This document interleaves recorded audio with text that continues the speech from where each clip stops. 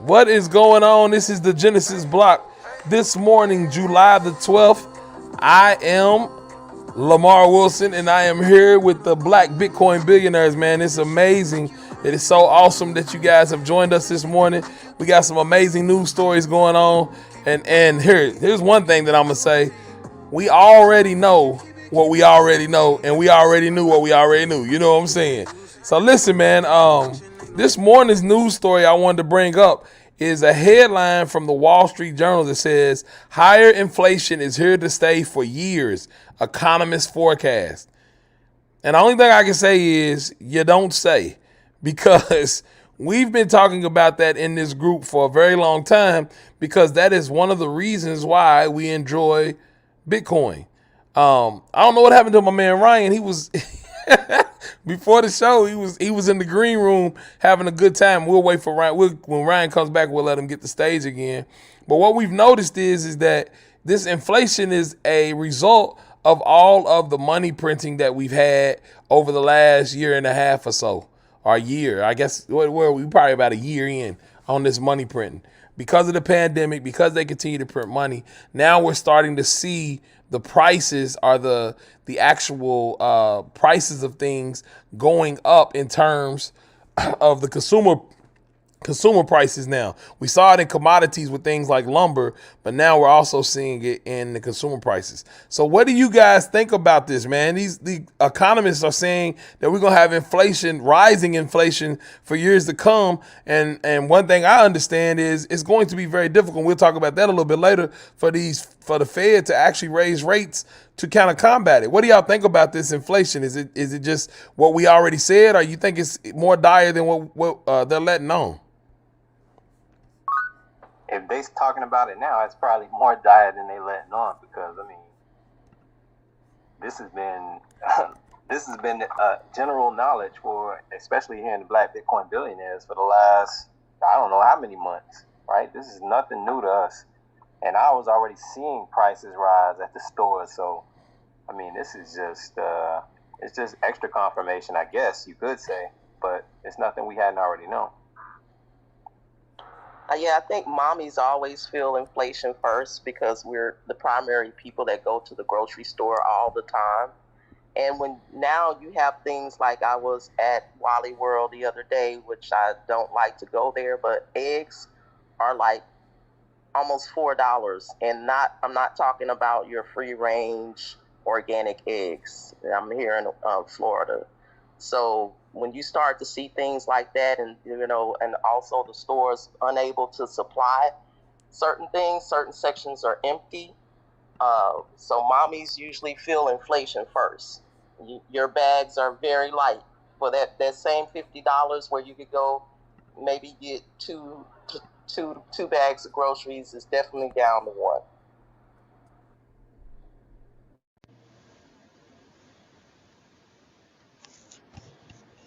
The only thing we're waiting on now, Lamar, is a super increase in Bitcoin's price. So that'll be on the horizon. Yeah, you know what's so crazy? That's what I've been hearing, right? A lot of these TA guys, they've been coming on talking about that lately, talking about we're about to see this huge rise in price. And my whole thing is I don't know if we're there yet, to be honest with you. I think there's a certain level of demand that's going to have to come. And I truthfully believe there's a certain level of pain. One of the things that, and I'm going to start having a room with the gentleman named Weston. He works for Real Vision, and he used to be a Goldman Sachs trader, right? So he looks at the markets in a different way. And you know, it's so funny, Jakumi, he actually showed me the correlation over the past, I think it was like 6 years, of Bitcoin correlating almost directly with the Turkish lira. And I never knew that. Like it blew me away because I've never heard anybody else talk about the correlation between Bitcoin and the Turkish lira. But when you think about it, it makes sense because Turkey is having incredible inflation. And when these countries start to feel pain, Nigeria, Turkey, Venezuela, the people there start to realize I need to put my money somewhere other than in my fiat currency of my state, of my nation state, because if I don't, I'm going to continue to lose purchasing power. So what do y'all think about that? Like that whole correlation between those two, do y'all think we have enough pain in America right now to be able that people will start looking for other outlets like Bitcoin? I do. I mean, I think that if you listen, I'm looking at the labor market. You know, I was listening to NPR this morning, and they had economists talking about the Great Resignation. Right, people are not going back to work. Right, so when people don't go back to work, companies are not paying salaries. Then companies are making they can't hire. They make less products, and so there's less money moving into the system. And so I think that is a concern, right? Because we've never had that happen before, where people are not going to large employers. They are doing freelance work. They have lots of other gig type options to earn money outside of the typical, business system. And I'm also thinking about the amount of debt. I mean, particularly student loan debt is higher than it's ever been in the history of this country. And so that debt bubble, I mean, I think we're almost at $2 trillion of debt. You see people in their 60s and their 70s still, still struggling with with student loan debt. So to me, all of those factors roll into the fact that money, things are just so much more expensive. People aren't getting, I think I also saw wages haven't increased. The minimum wage hasn't increased in like 15 years. It's $7.25. It's not enough money to have a living, to have, to take care of your family. So all of these factors create pressure in the system. And we all know what happens when a system is overloaded with pressure. Eventually it bursts. And so we saw that happen with the financial crisis with some different factors. But here it's completely different because people don't have enough money to pay. The middle class, you used to be able to send your kids to college, to go on vacation, to do those basic American things. But prices are getting so expensive, people are not able to live, comfortable lives. And that's problematic. Yeah, but we also live in a country, too, where we do have a lot of other options. And also, our government is the type of government to kind of make sure that we're comfortable in our discomfort. You know what I'm saying? It's just like, okay, we're having these financial difficulties, but we'll throw you a little cash. You know what I'm saying? We'll give you a little incentives just to kind of trust to kind of keep your trust in this government. You know what I'm saying? Because we'll look out for you. We'll give you some cards, with high interest rates, but don't look at the interest rates. But, so you can still get what you want. Pay it back later. We got the straight. So they have a way of masking it too.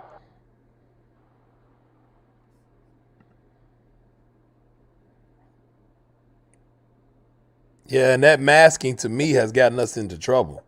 Like, to be all the way real.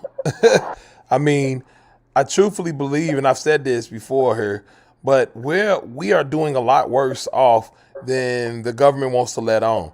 And I think that really our economy is on life support right now, and it's being propped up with all of this extra money that's being pumped into the economy.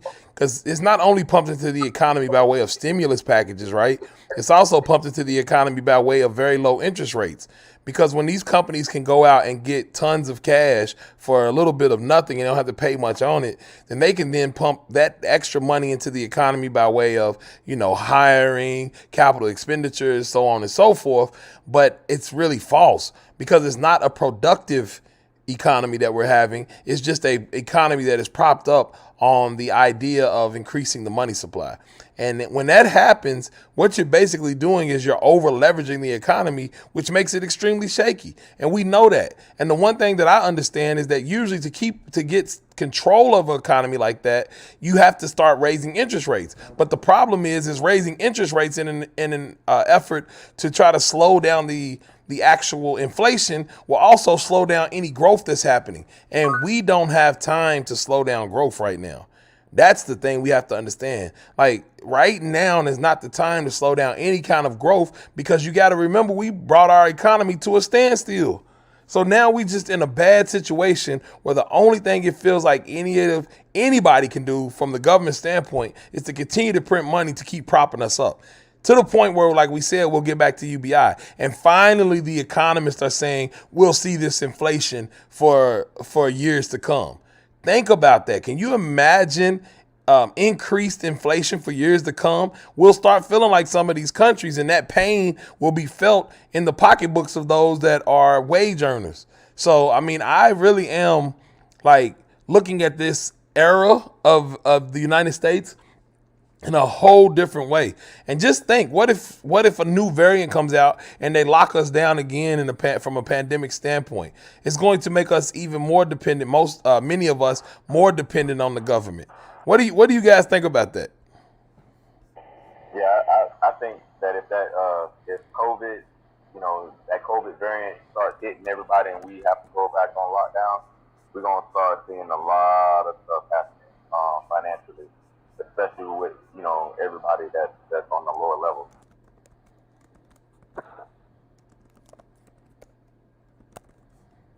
Yeah, to your point, Lamar, I think with all the expiring legislation too, it's not just the interest rates and the inflation and the printing of money, but there's also legislation too that's keeping a lot of this stuff at bay. Once that expires, it's going to be really, really telling with the moratoriums.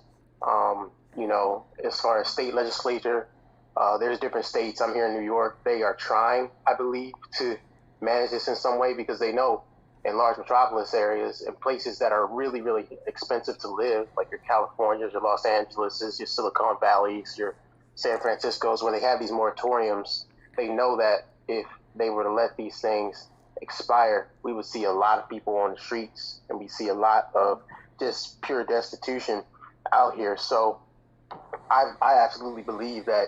I mean, Ms. Nas probably, I think she was about to unmute. She's probably going to tell you about Skid Row. It's crazy out here. Well, I was definitely going to talk about the moratorium because most people probably don't know that since COVID started back in March of last year, California residents haven't had to pay their rent. They haven't had to pay a lot of their utility bills.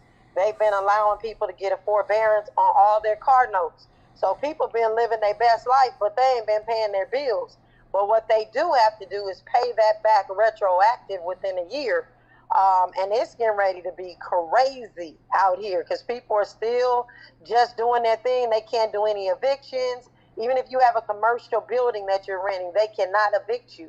And so people are just doing whatever with their money, but they got to pay all that money back. And if they don't, they're going to be homeless. And our homeless population here in California, coincidentally, is almost 90% black people. We make up 6% of this, in Southern California, LA, we make up 6% of the population, and 90% of homeless population is black. And of that, folks, almost 80% of that are black men.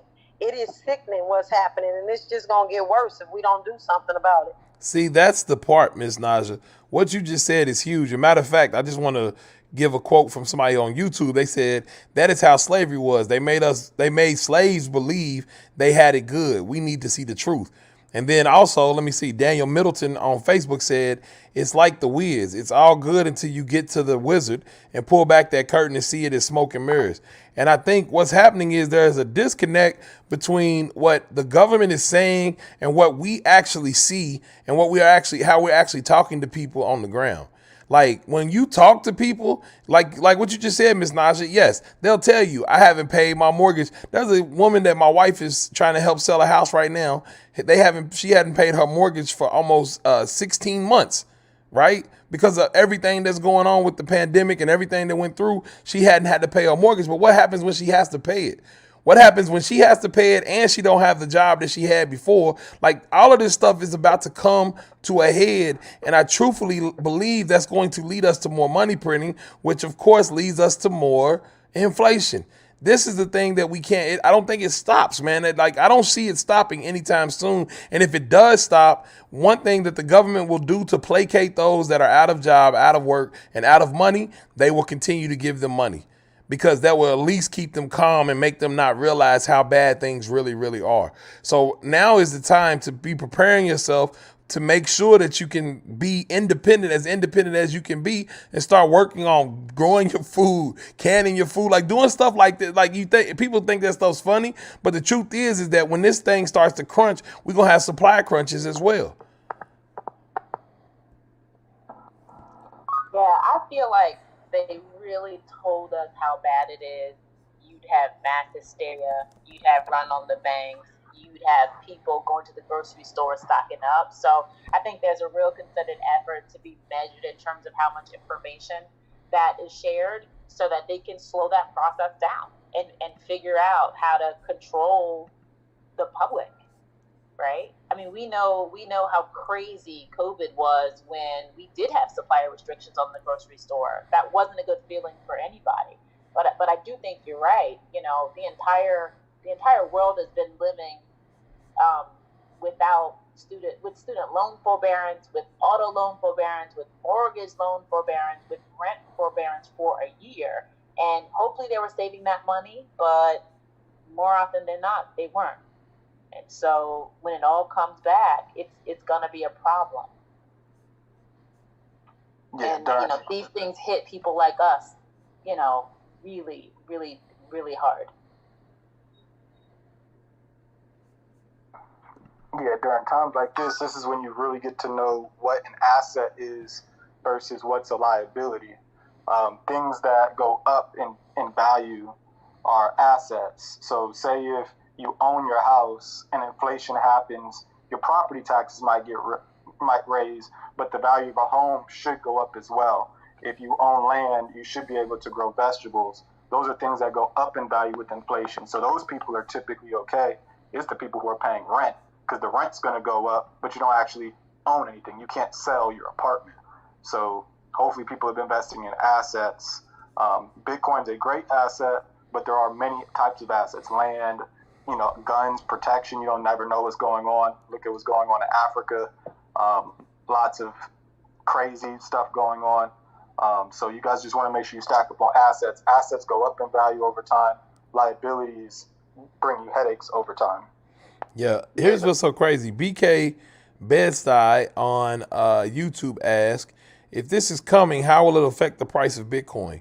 And I just want to go back to what we were talking about earlier with the Turkish lira.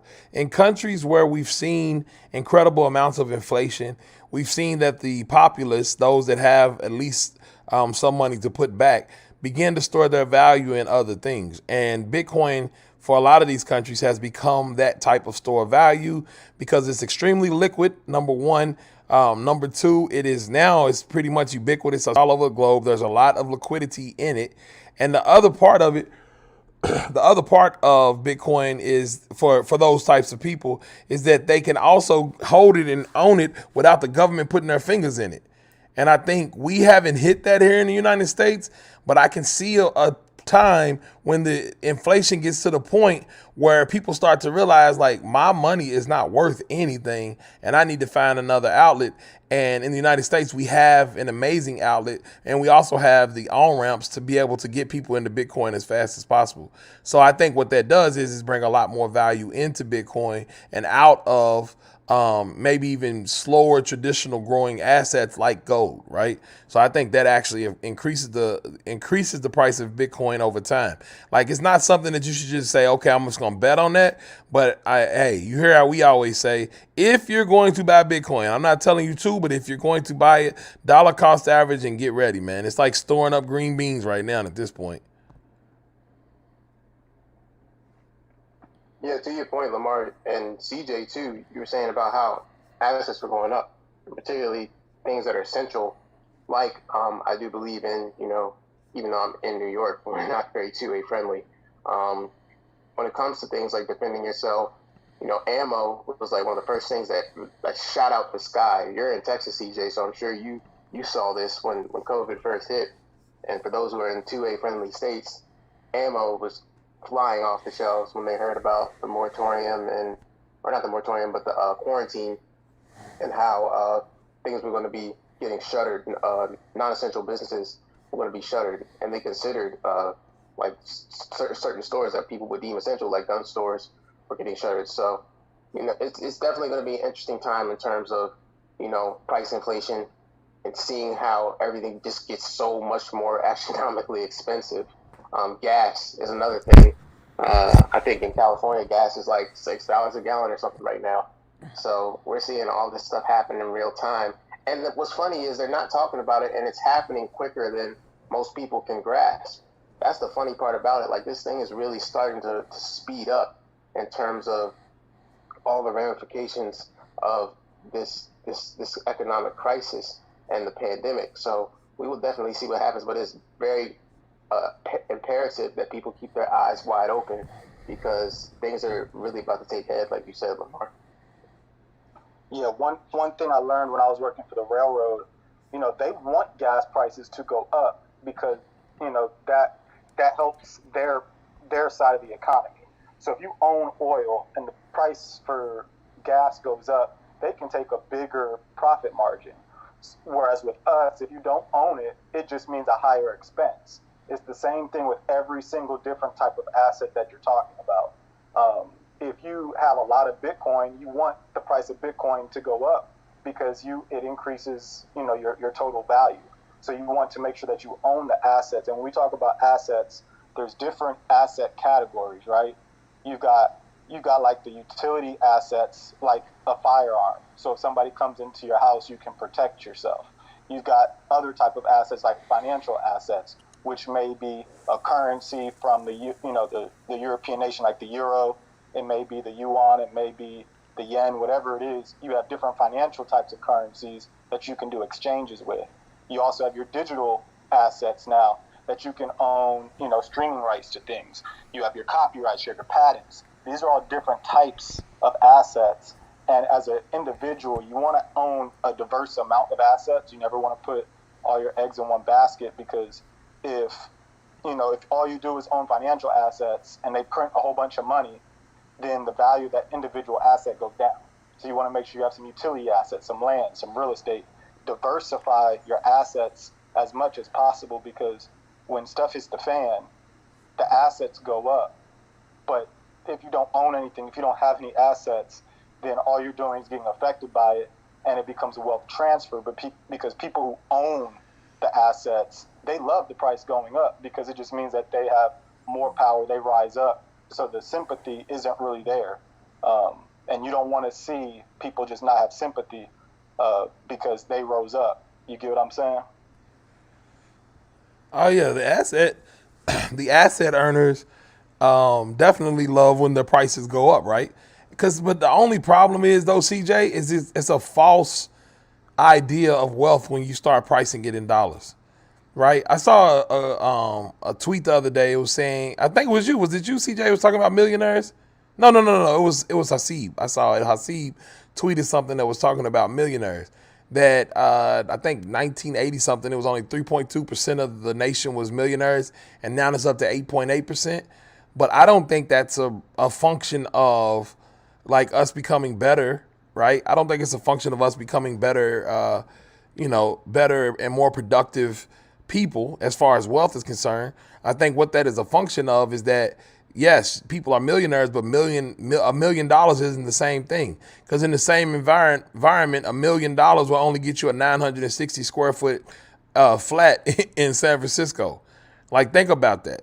It's like $1 million ain't what it used to be, and that's the reason why there's more millionaires, and that's the reason why, like, I want people to understand, like, we fall for the okie doke sometimes when they talk about raising minimum wage, because the truth is that if you raise minimum wage in times of inflation, look, that's so funny. If you raise minimum wage in times of inflation, and I'm gonna read this here in a minute, what happens is that you just wind up kind of equaling out. It's not like you getting more purchasing power because they raised the minimum wage. They raised the minimum wage so that you wouldn't get upset.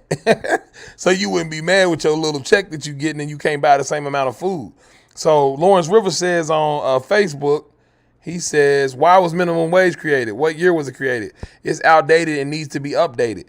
Yeah, that's the thing, Lawrence. It's like when you start talking about minimum wage, you got to remember that they try to keep minimum wage in line with the actual economy. And so when people say, oh yeah, we want to raise it to 15, that's because they already knew printing all of this money was going to put us in a position where our money is probably worth half after it's all said and done. You know what I'm saying? Lamar, I got a cold one for you on that raising minimum wage. Here in California, they said that they were raising minimum wage, and one of the largest grocery stores said they cannot afford to pay the people in certain neighborhoods They literally have closed the grocery stores because they refuse to pay their workers the minimum wage, the new minimum wage requirement, which is crazy. Wow.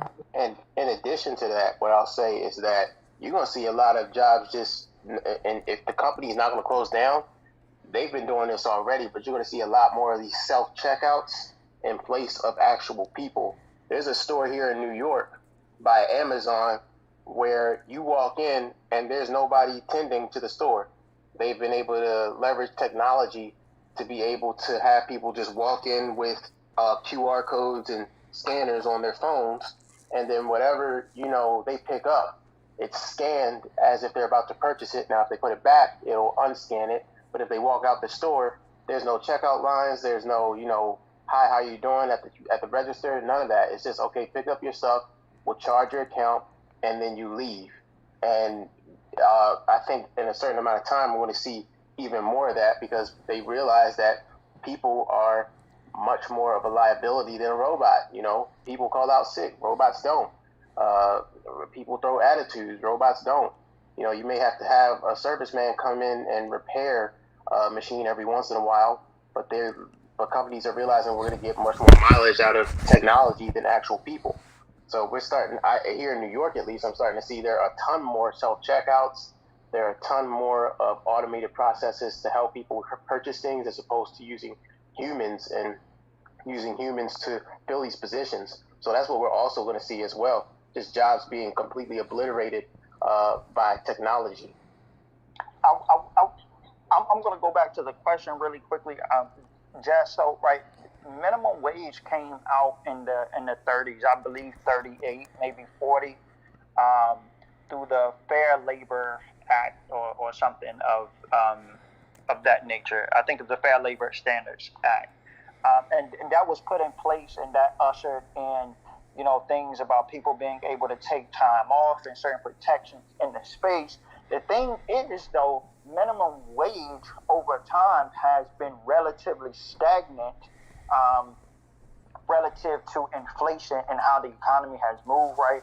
And, you hear about COLA, right? Cost of living adjustments. Those things have not kept up, right? It hasn't been adjusted in a way to really combat or really be able to leverage against a whole host of other things, right? One of those is how much are people paying for education now relative than in the past, or rent prices and things, housing, and has minimum wage been able to support that? No matter which side people are on, the system definitely, I would submit, has to be reformed, and I would even submit that based upon the research that has been done, many of these companies and entities can afford to give people a living wage, whatever number of people would like to state that is. Some people use $15 an hour. Some people use a different number based upon the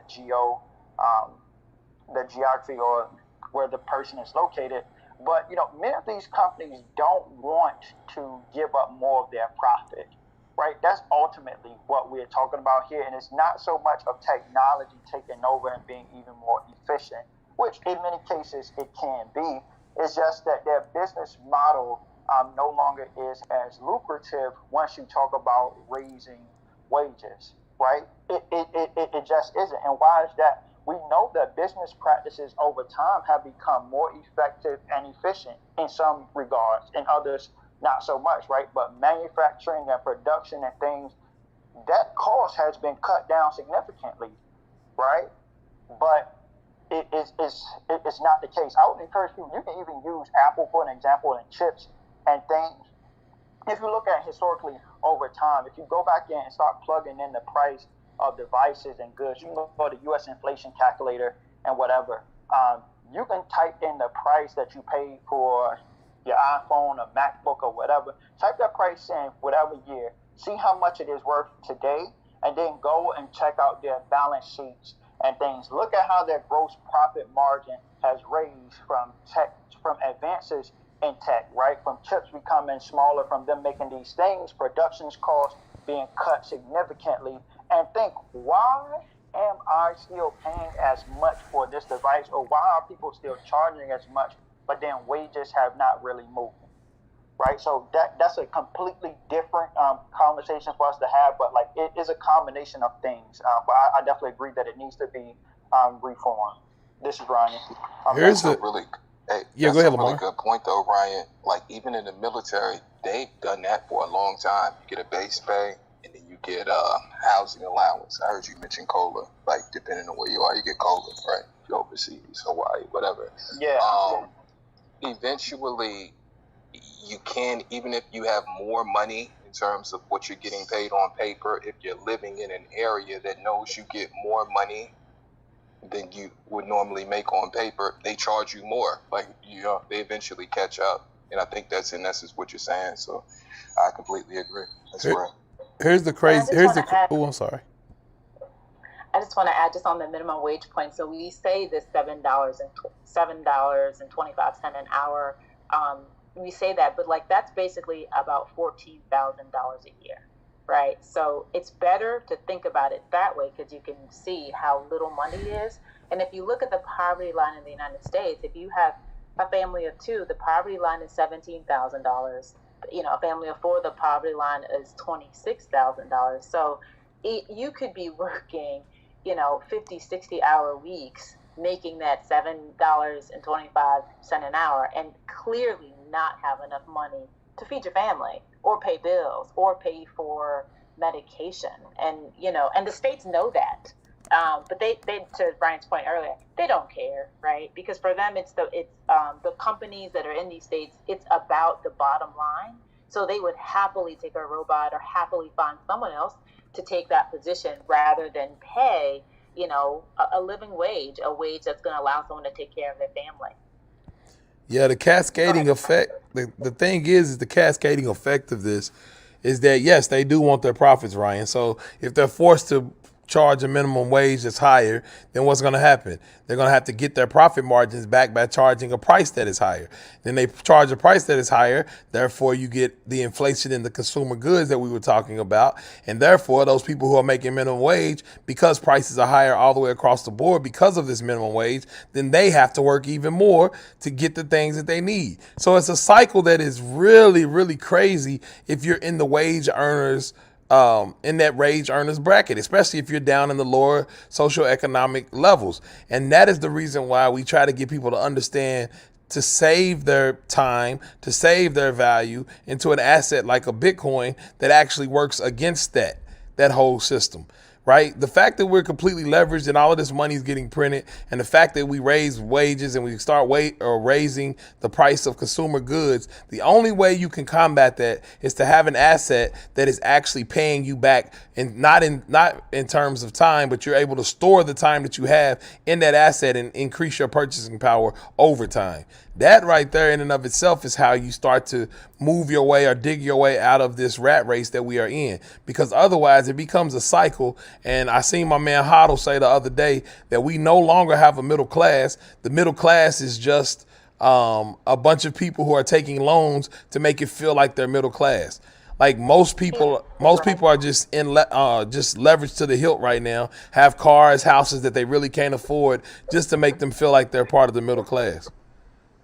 That's right, Lamar. I mean, the middle class used to be, if you were in the middle class years ago in the 60s and 70s, it used to mean that you could buy a house, you could afford a house, you could send your kids to college, you could take a couple vacations, you had a comfortable life. That is no longer the case. Most people are leveraged to the hilt in consumer debt, in student loan debt.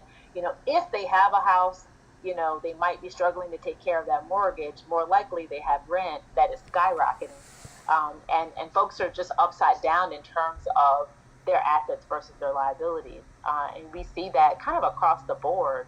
And it's unfortunate. And it's a cycle that continues because our society encourages people to live on debt, to kind of, to create their entire financial existence based on consumer debt. And that consumer debt is making all of these banks super rich and making us poorer by the day, and also, creating these streams of liability to our children, right? Because, if you have debt and you die, that debt doesn't die with you. That debt can pass on to, depending on the type, like if it's tax debt, depending on the type of debt, it can go to your children. And it's just so important for us to just do what we can to move away from this idea of consumerism and move away from this idea of living on debt. Yeah, and I would just, go ahead to whomever was about to speak. Yeah, I want to follow what all y'all was saying, especially what Ryan was saying, in the sense where understand who you're working for. When you work a job, look at the business model. If you are working for a C corporation, we're not talking S corporation, we're not talking LLC, we're talking if you work for a C corporation, the goal of a C corporation by definition is to make the shareholders money, which means they have to make profits. That means that CJ, you have to say that one more time so people can understand where the allegiance lies. Yeah. It's not to us. It's to whom? It's to the shareholders. Exactly. So say if I create a company, I might create an LLC because I don't need the whole world to own it. I'm the only person who owns it. Therefore, anybody that works for me, I typically have a personal relationship with. Therefore, I want to make sure my employees are taken care of. I'm also a part of the community. Therefore, my clients, my users, my customers, those people, I'm going to make sure that I take good care of them because it's my name attached to it. And that's my goal, is to help the community and to provide jobs to the people that, I feel like deserve jobs. If you are working for a C corporation, their goal is to bring the shareholders wealth, which means they need to make profits. Therefore, the profit is more important than the employee, it's more important than the user. So make sure whenever you're applying to a job, just check out their business model, what type of entity it is. Because if you're working for a C corporation, nobody really has sympathy for you because you're working for a company who's trying to make the shareholders money, not the employees happy or the users. Yeah, and on that really quickly, I want to highlight two things. One that Lamar mentioned, right? There's some things that are within our control, right? Us evaluating assets, us evaluating something that we thought was an asset, but it's truly a liability, right? And understanding that if you want your money to work harder and smarter for you, then it's certain things that are truly assets, and then it's certain things that are going to be liabilities, right? Those are things that we, through education and information, through application, can solve for ourselves, right? We can get into those asset ecosystems, right?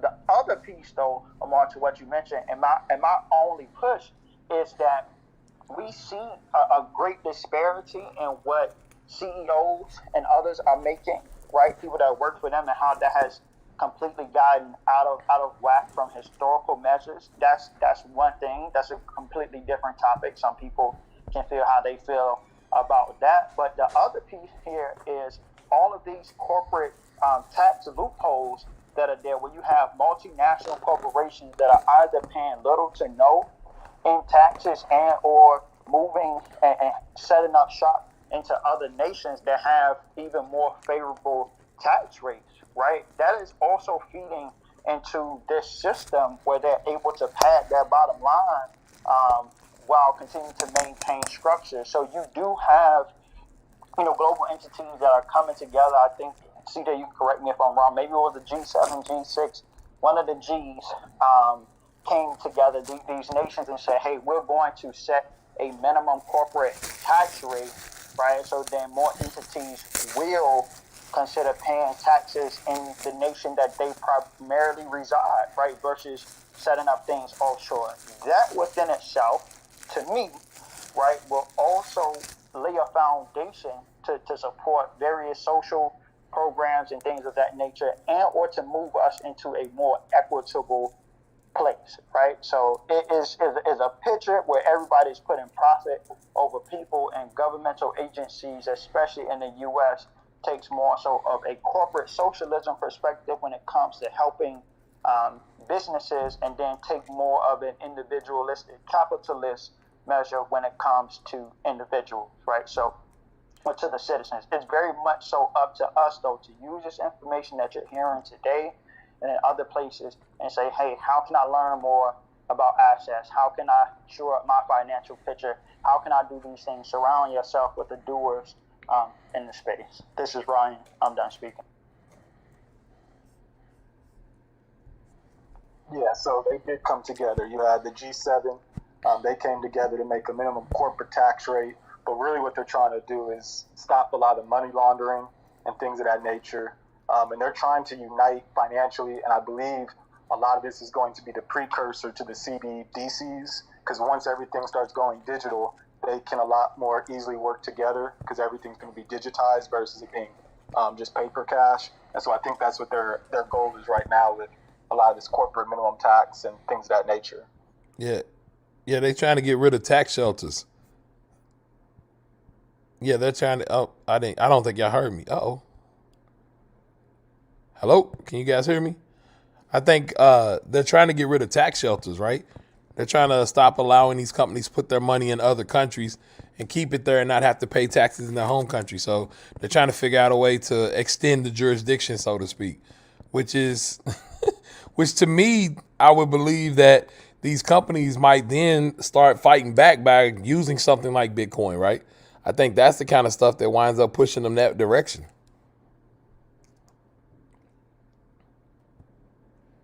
That's exactly what they start to do, because then they have a universal currency that's around the entire world now that they can use both from clients, employees, and everything. And so it gives corporations now worldwide access, because right now if you're trying to invest in a Chinese company, you might have to have a Chinese brokerage to buy some of those companies. And now Bitcoin changes the entire thing. So now you can have worldwide corporations that have a whole lot more control than ever before. So the ones that buy Bitcoin have that leverage.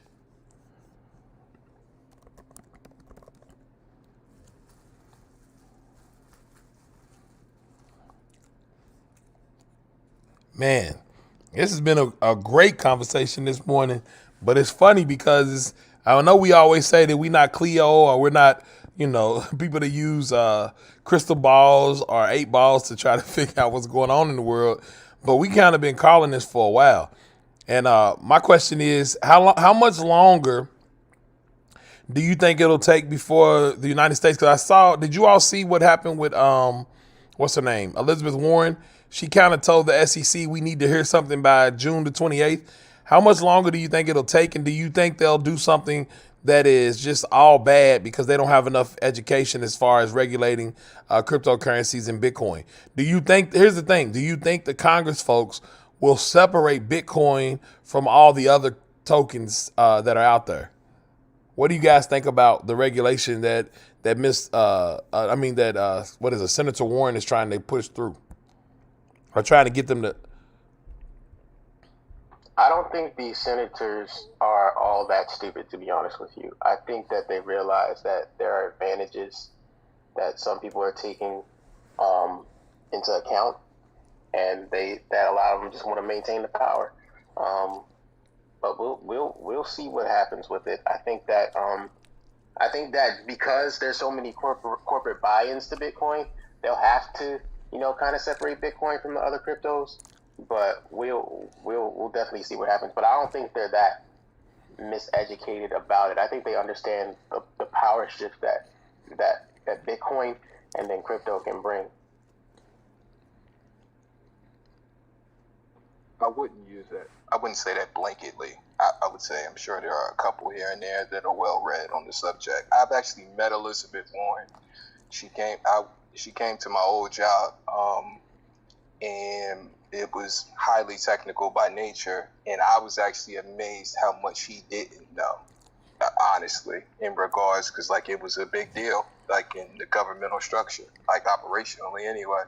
But then I thought about it, I was like, man, they have to be up on game on everything else that's going on in the world, including whatever we're discussing. So it probably is a hard ask for them to be well read on something that's important to us, and they got 30 other things that they should be equally well read on. You know what I mean? So I don't know if I would say any one person in particular, but I'm sure there are a couple that are well read. I wouldn't say all of them. I think a lot of them are genuinely miseducated.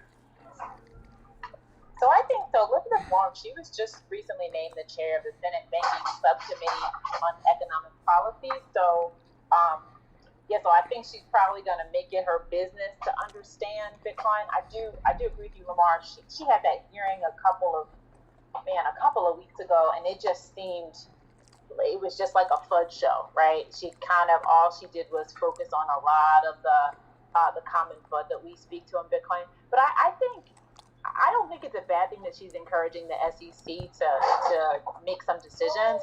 What gives me comfort is that Gary Gensler is the head of the SEC. I think they're being very measured about how they're going to regulate Bitcoin versus crypto. I do think they'll pull out Bitcoin differently.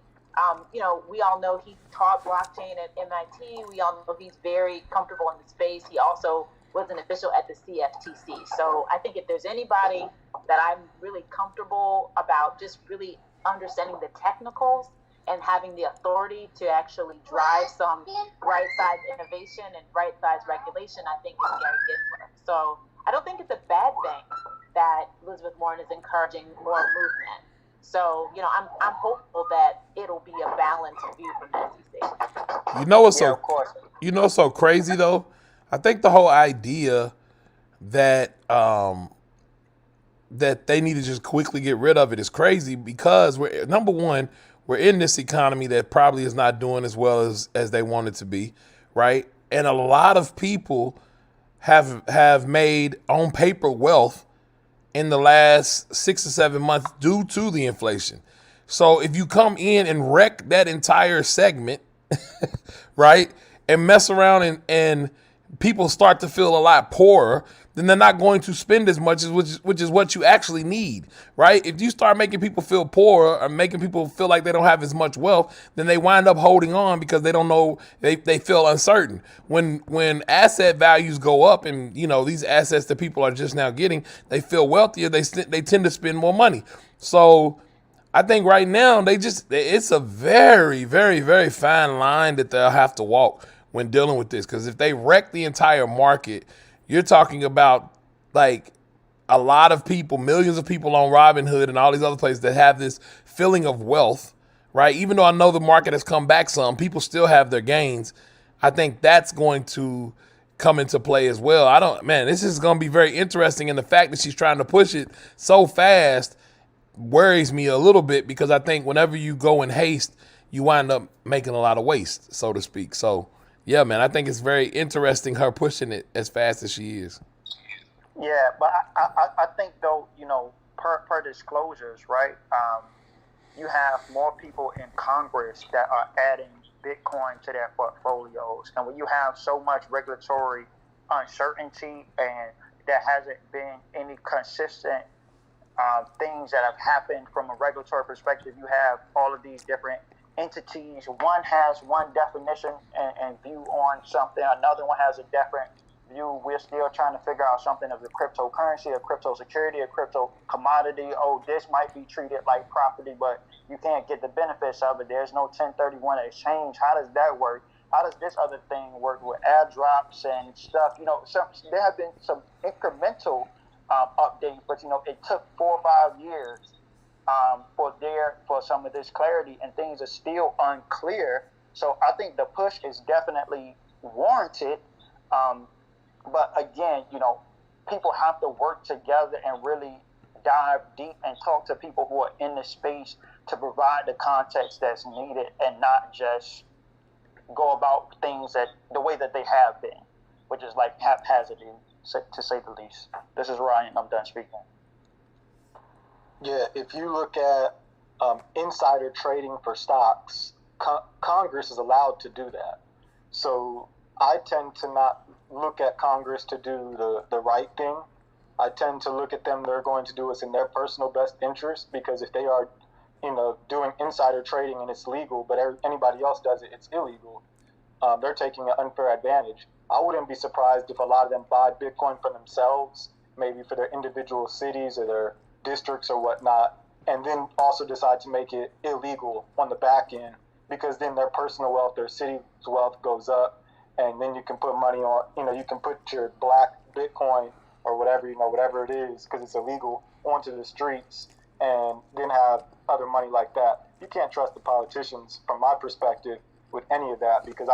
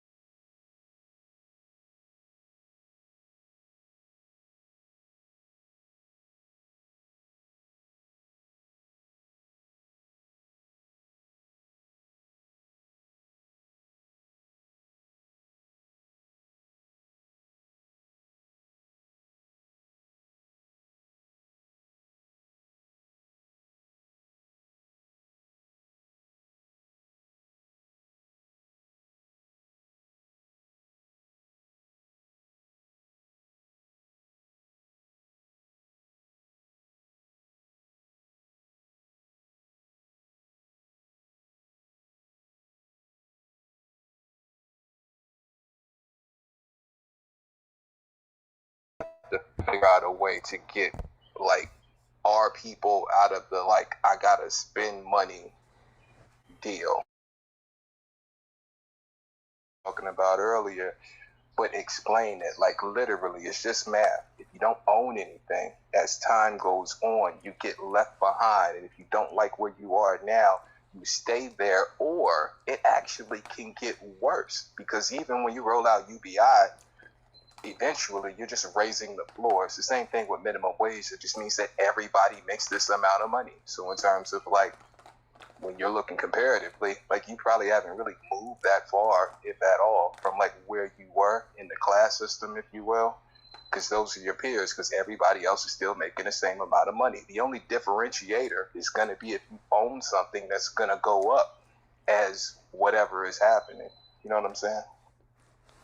Yeah, and to that point, you know, Justin, Bitcoin Vegan, almost every morning he talks about, you know, our purchasing power, right? And where do things go? And then you couple that with the fact that the black dollar circulates for mere hours within the community, right? Versus it circulating for potentially days, weeks within other communities. It's time for us to really evaluate and reevaluate what are we really spending our money on, right? And how can we build out infrastructure to support the movement, the upward mobility of our community, right? And that takes hold in multiple different ways. You know, you do have the Black Wall Street Digital Wallet. You have people that are trying to come together now and put digital networks together that are going to further help circulate the dollar. You have people that are specifically focused on how can we continue to leverage, right, Bitcoin to help boost what we are doing and really have become our own bank, right, and be self-sovereign. You know, you have work that is being done by Ms. Naja and others, right? So we really have to do what you said, have a paradigm shift. And then I'll just tie in, you know, the likes of Portia Wood talking about generational wealth. You know, don't sell grandma's house. Protect it. Do certain things. Understand that where we are now and where we are trying to head. And are your actions supporting that? And for many people, it may not be. So we definitely have a lot of funds, definitely not equally distributed by any means. But it's things that we can do to help move the culture forward and sort of kind of help get out of this unjust system that we are in. So great insight. Man, if they had commercials and stuff, and if they were pushing Bitcoin like they were doing this vaccine, we'll be all right. Also, too, just going back to the strength of the dollar, like if you ever wanted to test that, go to the 99-cent store and see what you can get. See how many items you can get. You know what I'm saying? Go to the dollar store. Yeah, and you know why it's like that? Because they can't afford to change their sign from 99-cent store to a $1.25 store. That's so right. They can't. They got to change the sign according to the inflation of the dollar. They can't keep doing that.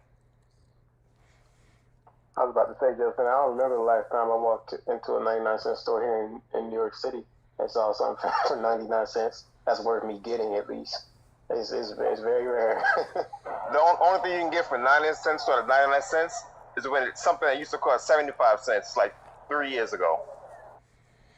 Right. Why do y'all still go to the dollar store? Like, why? Like, why do you go? It's a culture thing, man. Like when you need something real quick, like it could be something like just like some Kleenex or something, or some detergent or something. It's not just like, you know, it's not like Dollar Tree per se, like you have in some of these other places. It's like they got a lot of stuff that's just readily accessible that you just go in there and grab and then you walk out. Well, I submit to you that in Southern California, in the 4 neighborhoods that the grocery store just left because they didn't want to pay that new increased minimum wage, people were at the dollar store because ain't no damn store to go to. That's what they did in this community. Yeah, I mean, and I live in DC Metro. The dollar stores they're pretty good. I mean, you can get some good stuff. But I fool with the dollar store. Now. I fool with the dollar store. Yeah, you can definitely get things you wouldn't expect. Right. Like they have Yeah, my good wife stuff. buy all her cooking stuff from the dollar store, Yeah. the foils and all that, the pans and all that. Yeah. Serving Hair rolls, pans. like stuff for my kids. Hey, hold on. This segment is not brought to you by the dollar store. I just want to let everybody know. Dollar store gonna cut a check. Yeah, y'all gotta cut that check. Vaccine from the dollar store. No, but speaking of though, really quickly. So this is a perfect segue. Right now, if you go to merch.blackbitcoinbillionaire.com or go to blackbitcoinbillionaire.com and go to merch, the new shirts, hats, and hoodies are up.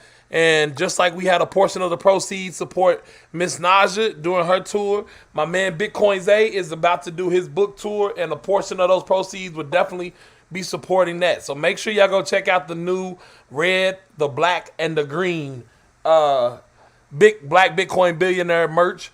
Make sure you go check that out and support what's going on with Bitcoin Zay. And also thank you again, Toshi Trentino, for basically creating the design again.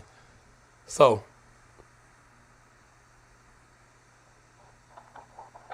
We gonna make some noise in DC with these shirts, man.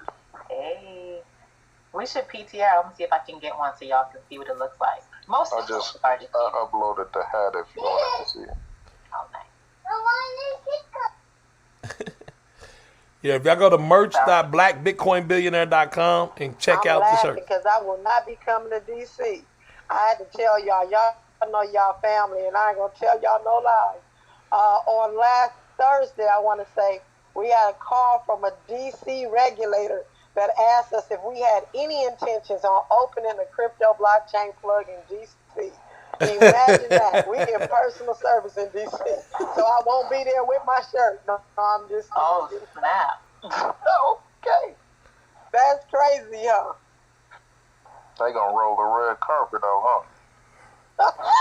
With some bracelets, yo. The red carpet. Come on.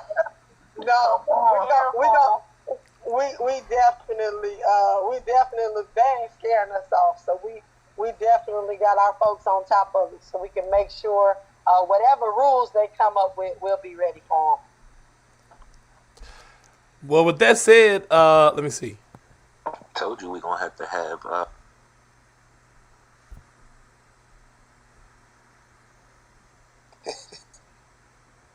With that said, you all. Oh, I'm sorry. Yeah, with that said, can we start bringing some people up on stage, open the room up for hand raising? If you're out there on Facebook, YouTube, I think we on Twitter now, man. We everywhere. Make sure you get your comments in. Go ahead and make your comments, and we'll try to get your questions answered. But yeah, go ahead, Ms. Naja. I'm sorry about that. No, I was just opening it up, and I forgot to close off. But I'm ready. Gotcha. Bring them through. All right, since you've been already asking questions off of Facebook and YouTube, we're going to start with Power right here. Welcome to the Black Bitcoin Billionaires Genesis block. What's your question, sir?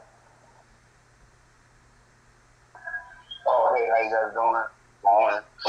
Just been listening based on the conversation. I just want to tell everybody, don't sell your Bitcoin to some rich white guy is going to buy it. Okay. All right. Well, I have a question off of Facebook. It says, still requesting the V-necks for the Big Bus girls. That's all it says on Facebook. Still requesting the V-necks for the Big Bus girls. So, I was just gonna say I was in the room last night with Brother Toshi, and that question came up, and he said he is working on that. Is that for the Big Bus Billionaires t-shirt? Oh, gosh. What in the world? I was trying to help y'all before y'all went too deep into that. Good morning, everyone. What he actually said is that I think for this run of shirts, he will not be able to get them, but he is keeping that in mind and working on that. Thank you, Miss Natalie. Yes, as a designer, he has to design for all types of people. And just so the big bus girls know, I haven't been able to get a shirt except for one specially made because I don't have a big bust, but I have a big belly. So, matter of fact, I might have a big bust too. Anyway, what's going on, Bryce? Welcome to the stage. Hi, how you guys doing? I wanted to ask you about, I heard you talking about some of the other altcoins, and I was wondering if there are any other coins that you're looking for in the maybe DeFi space that you think might grow. And if you are looking at them, like what are some of the criteria that you look at? Like low market cap or like who's behind the project, et cetera. Who was talking about altcoins? Well, I thought that I heard you mention, whether it's going to regulate Bitcoin or, so I was wondering if you guys are only, if you guys look at any of those altcoins or other coins in the DeFi space, anything like that, or if you guys are strictly about Bitcoin.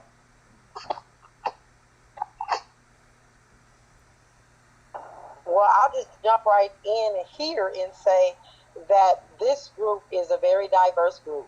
While some of us ascribe to some things, others of us do not. But you have the option to do whatever you want in this space. And so I think as a whole, we are really just pushing education as opposed to really just honing in and saying you should only do one thing. So I'll just say it that way, and I'll let somebody else speak to that. But I am specifically, as a recovering coinaholic, talking to all of my folks about specifically, and this is me and nobody else, being involved and getting involved in holding and maintaining our positions in Bitcoin specifically. So that's it. That's me. Yeah, I'll just quickly chime in. When it comes to alts and things of that nature, you really have to go above and beyond and do not only your due diligence from a tokenomics perspective, but you really have to start diving into the technicals. And I'm not just talking about from a chart, but try to look at the GitHub and really understand, right, and get into their communities and see, man, so did they just copy this open source code from another project and maybe change the line or two and then spent a lot of money on marketing and distribution, or like what did they really do? Earlier today, we were talking about an alternative coin that came up, and I mean the white paper alone gave me skin vibes. They, in one hand, they're talking about blockchain and our blockchain, and then they're saying that they're using DAG. And I'm just like, those two things are definitely not the same, right? And then, I go and I look at their social media, and they're talking about the technical challenges that they're having. And I'm just like, I would anticipate you would have technical challenges, saying that, our blockchain, and then saying, we're using DAG, or this is based on DAG. Those are two completely different things. Yes, both do fall under distributed ledger technology, but that's not it. And then saying, we want you to refer people. They're saying this in their white paper, refer people and you will get X number of tokens. And then once we hit, 1 million people to refer people, then we'll do something else and we'll have enough money. Well, where are they getting the money from? And who is doing this? And blah, blah, blah, blah, blah. So it's very important for people to, do your research. And if things sound too good to be true, just know that they are not, right? With that being said, from the education piece, as Ms. Naja mentioned, it'll either drive you, from what I've seen, into just forget all of that and spending that energy to talk about security and blah, blah, blah, blah, blah, and the lack of their network effect or whatever they're trying to do. Is this even really necessary? Can this thing be done based upon the technology alone and not introducing a token or a coin into the play? It'll either drive you more so into Bitcoin only, from what I'm saying, or for some people, they'll have, 2 or 3 other coins, but their predominant holding might be Bitcoin based upon, the governance model of some of these things, or like what new innovation they're really bringing. But they have really intimate knowledge, and some of those individuals may even be, working on those projects right themselves. So I'll just add that, but there are many exploits that are happening. Another project just lost $4.4 million.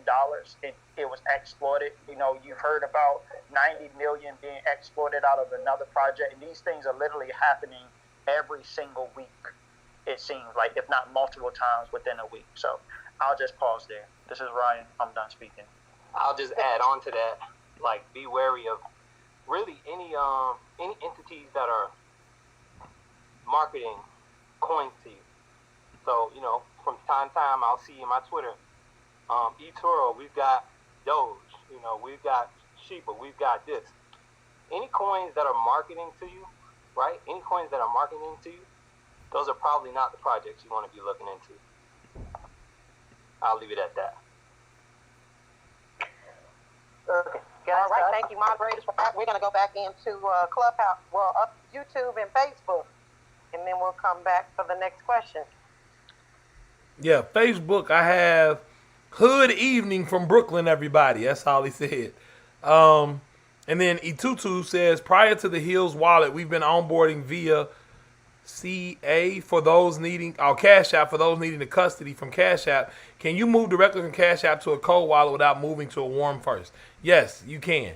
Just a really quick, simple answer. Yes, you can move from, and somebody answered it for him. Thank you, Los Ojos Car. Yes, you can move from Cash App over to a cold wallet. Just make sure that you don't, we used to say this a lot back in the day, but just make sure you don't try to send too few, because you don't want to run into the dust issue to where you can't send a transaction from your other wallet once you send that one because of the fees taking over most of the transaction. So make sure you at least send, I would say, at least 150,000 to 1 million Satoshis. Make sure you at least get up to that range, 200,000 Satoshis or so on and so forth, before you try to send any funds over to your cold wallet, just to save you from that dust issue. So hopefully that helped. All right, thank you, Lamar, for that. And next we go back to Facebook. And I know Natalie's on the stage. You were answering the question. So we will move to Manak. Manak, welcome. Thank you for this. I just have a simple question. That there are some projects, some altcoins that are fundamentally very strong. Like there is Matic, then there is Cardano. So this type of fundamentally strong coins, I'm seeing that when the Bitcoin is falling, this type of fundamentally strong coins, they're falling very steadily fast. So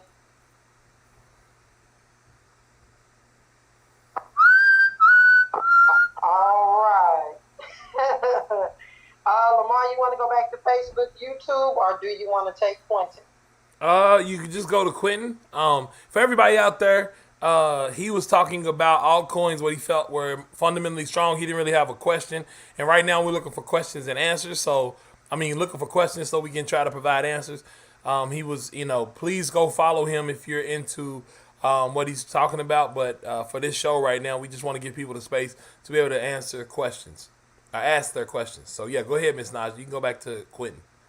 All right, Quentin, you are next up, and then we'll have two moderators with the answers. Hello, can you hear me clearly? Yes, sir, loud and clear. Nice.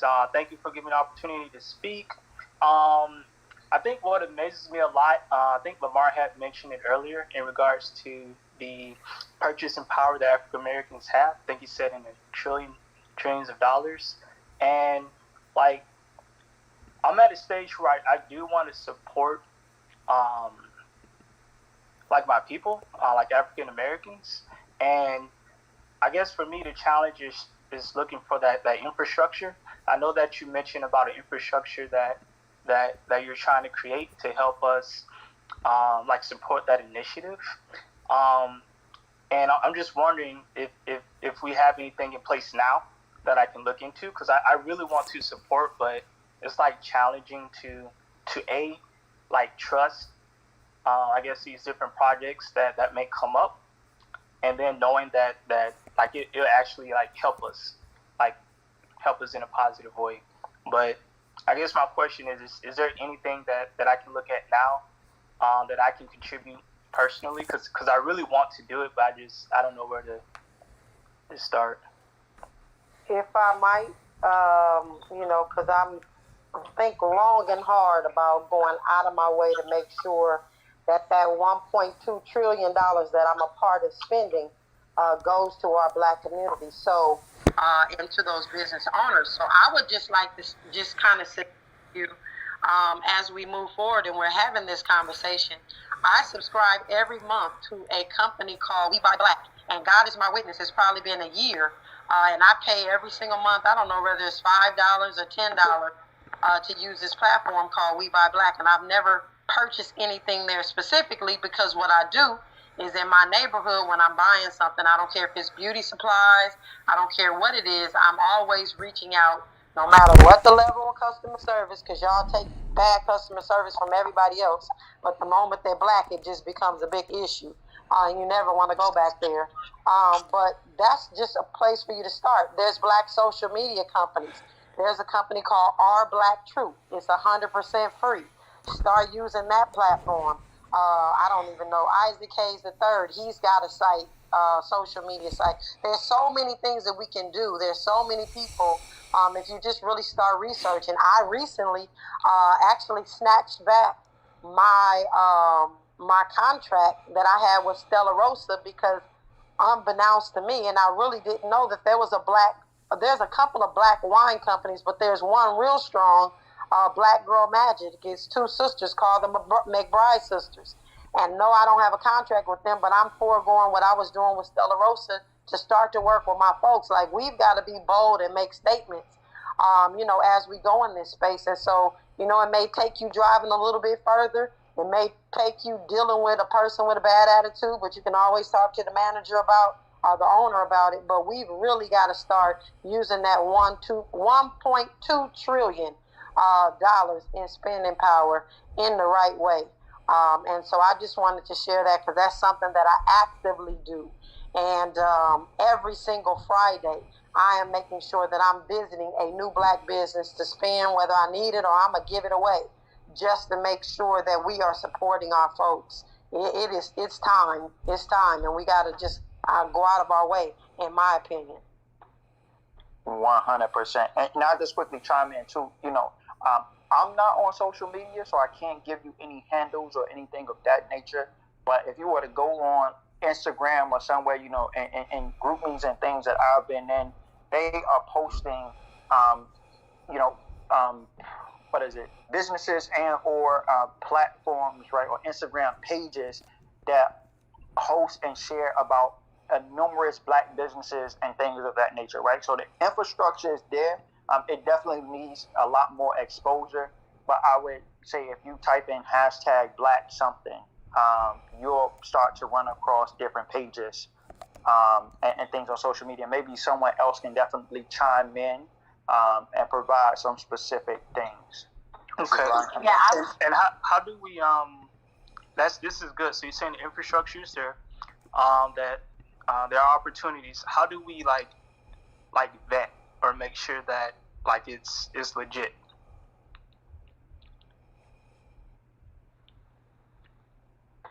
Madam Charlene, are you about to say something? Yeah, I was going to say, so, I guess my question is, are you talking about Black blockchain or cryptocurrency type projects or businesses?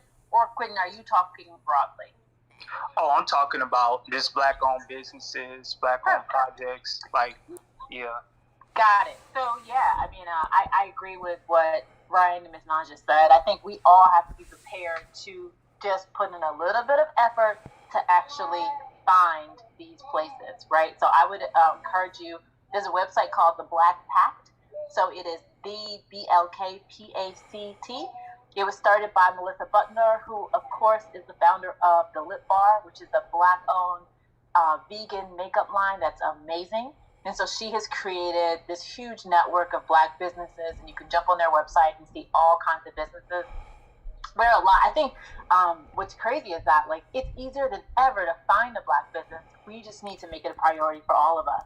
And then the other thing I'd add is if you download the Eat Okra app, so I think it's EATOKRA, that is actually an app where you can find Black restaurants. So it's owned by a young Black couple. They're pretty amazing. And what they've done is they've collected a network of amazing Black restaurants around the country where you can just make sure you're eating Black as well. Then there's also Noir Airbnb, right? So if you're looking for a black bed and breakfast, I know that company, that startup is up and coming. There's also Event Noir, which is a website where you can find black events. And so what I would encourage people to do, and this is what I have like a little list that I keep, my personal list, so that whenever I have to make a large purchase, or if I'm trying to, someone asks me about a restaurant or a hotel, that I can actually give them a specific resource, right? Because there's nothing that you can do, there's nothing better that you can do for a black business is to refer them business. So, I would just encourage you to plan to just be proactive. Add about 15 to 20 minutes into your process before you buy to just make sure that you make it easy for yourself. And one last thing, there's a website called My Black Receipt, which is a pretty amazing project where there's a woman named Kesha, I can't remember her last name, but she's based in DC. She actually encouraged black folks to upload their receipts, right? So earlier this year, she collected 1 million receipts at black businesses to show that we can do it, right? Like if we're intentional about how we're spending our money. And I think that's exactly what we need to do. So if you want to check out her project, check out myblackreceipt.com. You can see that last year, black folks spent over $1 million with black businesses, and they're continuing that work. So I think all of us have to make it our personal business, our personal goal for our families to just really buy black every day. Like not for Black History Month, not for whatever. No, every day. It needs to be the default. And then if you cannot find a black business that's reputable, then you move on to another business. And I double click on Ms. Naj's point about customer service, right? We always have a lot to say when we don't get treated well by our own, but we unfortunately will take a whole lot of stuff from other businesses. So I think we need to be a little more, extend black businesses a little more grace and recognize that they're startups and they're trying to figure it out, and that, the best thing that we can do is be supportive customers. So this is Charlene, and I'm done speaking. Okay, thank you. This is awesome. So this is great. So I got, so We Buy Black, Black Pack, Nora B&B, Event Noir, Eat Oprah, and then you just recently gave me the My Black Receipt. That's right. Okay, nice. This is a good start. Thank you so much. Check out the Black Dollar Network as well. Yeah, thank you, Black Regal. Thank you, because I sure was going to say that. Everybody up here, Lamar was pushing us for the Black Dollar Network, and ain't nobody saying nothing about the Black Dollar Network. So, Quentin, this is Sean. I'm going to put up my little code to help you get in quickly, and just give me a couple minutes and you can PTR and get that code. But Black Dollar Network. Okay, Black Dollar Network. Okay. Yeah, they vet all the businesses that they put on that website. So you don't have to worry about that. Everybody on there should be a black-owned business, and the app was designed to monitor exactly how much money that we're spending in the black community. So, yeah, that's definitely a spot to hit. Nice. I guess I'll jump in real quick and add you 2 more websites to it. TheBlackWallStreet.com, TheBlackWallStreet.com with Black Digital Wallet. And then you've got Crypto Blockchain Plug, like you plug something into the wall, LUG.com. So you can put those 2 on there too. You can buy your Bitcoin black too. And Charlene, thanks for mentioning the Lip Bar. That's here in Detroit. Woo-hoo. Yeah. Yeah, I love that. And I buy all my lipsticks that I'm on camera with from the Lip Bar. I went out of my way for that one too. No more MAC. Nope. Amen. Thank you very much for this info. Okay, I got that picture up for you, Quentin. Okay. All right, Lamar, back to, and Quentin, that was a great question. We appreciate you. And we really pride ourselves, I say it every day on the Crypto Virgin Hour, in giving information and motivation for your crypto life and your life in general. And this definitely will stand true to that, because we've talked about everything today, from inflation to how it's hitting the bottom line in your households to how to shop black. And so we appreciate you for that question. And next, we're going to turn it over to Lamar to go on YouTube and Facebook. Let's see. Big Mar, you still in the seed round on Sunjoin? Yes. And it says, good afternoon from East Coast, Lamar and the BBBs. What in the world? I thought we were blocked last week. Was on stage with Reggie, then the room was closed. No follow-up. Glad we're still good. Oh, yeah, we're all good. We're all good. Big Mar Sunjoin question. Huh? That's it. That's all I got. There's no other Bitcoin questions. And as a matter of fact, I think this is about a good time to stop, to be honest with you.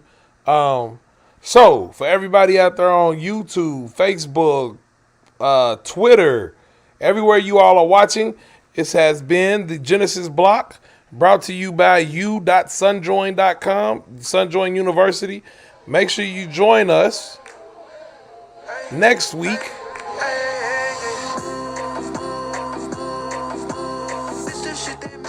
Make sure you join us next week, same time, 11 o'clock on July the 19th. This is July the 12th, and I am so glad you guys were here.